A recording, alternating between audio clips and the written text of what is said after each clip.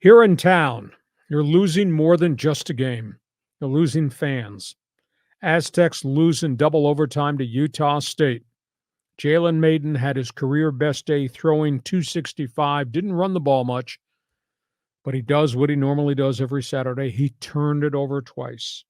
The secondary, more chunk plays. They did something different with the running back, Keenan Kristen. They lined him up as a wide receiver. He had 111 all-purpose yards. Young running back, Lucky Sutton, 85 yards rushing, including a 62-yard burst. We haven't seen that since the days of Rashad Penny here. The thing that fascinates me, I see what they're doing X's and O's with formations and what Ryan Lindley is trying to call. And I say, wow, that worked. I see that flash where they get the mismatches and they make big plays. And then I see the plays that don't work. And the plays that don't work are overmatching the good plays that they do make. They've lost the town. They've lost the students. I didn't know what time the homecoming dance started in the gym. It must have been early in the game because there was nobody at the stadium. Mm-hmm. On homecoming weekend, John, they drew 14,344 fans. Brutal. Second lowest of all time at the shiny new Snapdragon Stadium. I mean, the world is caving in of criticism on Brady Hoke. I don't think they're going to remove him. They owe him way too much money if they did that.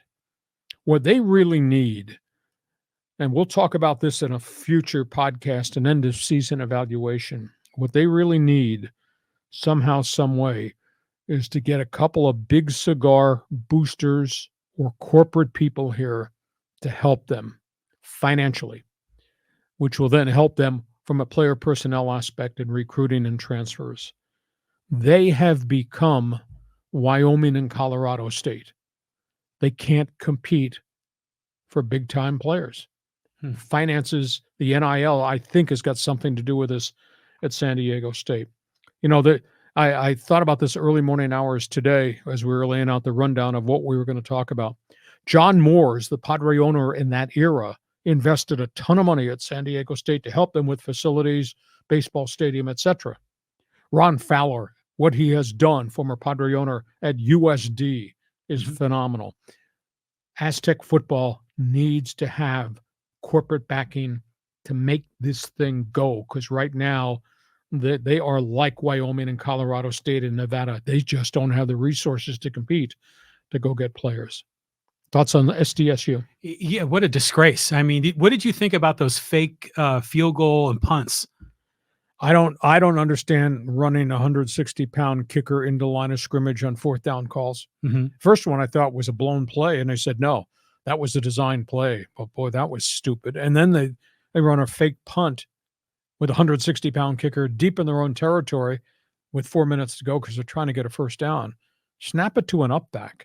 Put somebody with speed faking his way as a blocking up back, catch the ball, and then go. So, I mean, they saw things in the formation. They said, they're running this formation to come after a punter. We're going to run the fake punt or the fake field goal. Mm-hmm. But not with the kicker. Kicker? Really? Go ahead. Yeah. So, you know, the whole problem with San Diego is I remember people saying it's a branch town. You know, there's very few companies are headquartered here.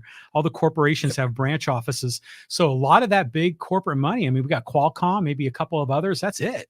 So yeah, hopefully, maybe how about Joseph Tsai? You know, he's rolling in the dough. He's here locally. It's not a bad call. Okay.